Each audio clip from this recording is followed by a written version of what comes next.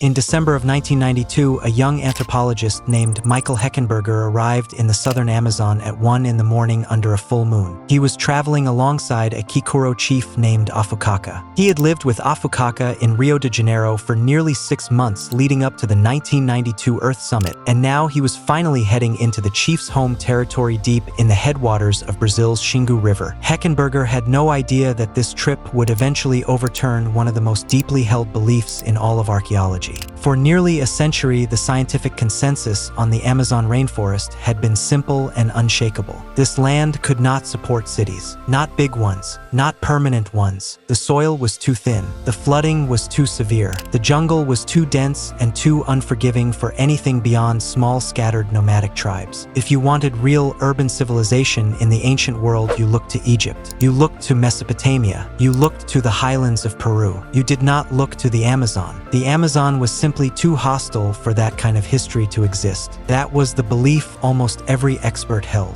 Heckenberger had a different hunch. The Kuikuro people he was living among had their own oral histories about powerful ancestors and large settlements that had once stood in this exact region. These were stories that mainstream archaeology had never taken seriously. So instead of working alone the way most Western researchers had for decades, Heckenberger made an unusual choice. He recruited the Kuikuro themselves to help him search. The chief's brothers and sons-in-law joined him in teams of up to 20 men. They hacked through dense forest with knives and electric saws and laid out straight survey lines that stretched for kilometers at a time. It was slow and brutal work. It took 3 full months just to map the very first site. There was resistance even from within the community. Many Kuikuro believed that handling ancient pottery shards from their ancestors would curse them with sickness. It took real persuasion just to get the survey work moving at all. But the early results were enough to keep going. Beneath the dense canopy, the team began turning up traces of something that didn't fit the old narrative at all. They found raised earthen platforms. They found ditches that looked deliberately dug rather than natural. They found pottery fragments scattered in patterns far too organized to be random campsites. Heckenberger kept coming back year after year. What started as doctoral fieldwork between 1992 and 1994 grew into a full community-based research program through the rest of the decade. By the early 2000s, it had become a fully funded large-scale excavation. Between 1999 and 2004, Heckenberger led a series of expeditions that systematically surveyed the region using ground surveys, test excavation pits, and ground-penetrating radar. Slowly and painstakingly, the team mapped a landscape that on the surface still looked like nothing more than untouched rainforest. Then the picture started coming into focus, and it was bigger than anyone had expected. At the center of it all was a site the Kuikuro called Kuhikugu. The site covered roughly 45 hectares and was built around a central circular plaza with radial roads up to 40 meters wide. That is wide enough that even now it is hard to picture them buried under rainforest rather than carved through an open city. Surrounding the plaza were defensive ditches 2 to 3 meters deep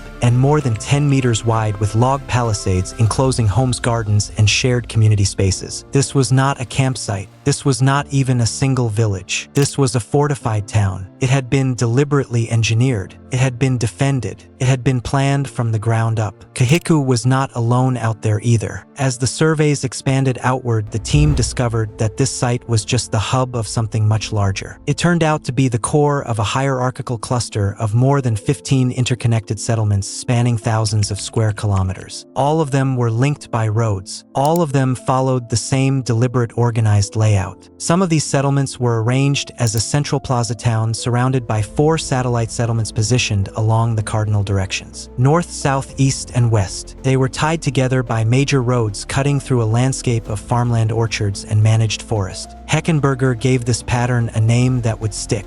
He called them garden cities, small and medium residential clusters built around central plazas connected by an elaborate road network and deliberately aligned with the compass itself. The scale of it kept growing the longer the team worked. In the broadest sense, the complex eventually came to include 20 towns and villages spread across an area of around 20,000 square kilometers. That is roughly the size of a small country hidden entirely beneath the canopy. The population estimates were staggering too. At its peak, researchers believed believe Kuhiku's network may have supported somewhere between 30,000 and 50,000 people. They were not organized into one massive capital. They were organized as a system of interconnected villages, each with its own plaza and communal structures, all linked into a larger shared political network. The single largest of these settlements may have functioned as something like a regional capital. It possibly housed around 5,000 people on its own and was ringed by palisades built to repel rival groups. So who exactly were these people? And how were they feeding a population that size in a rainforest that experts had insisted could not support farming at scale? The answer came down to careful long-term landscape engineering. Fields of cassava fruit orchards and managed sections of forest provided the carbohydrates and plant foods that kept these communities running.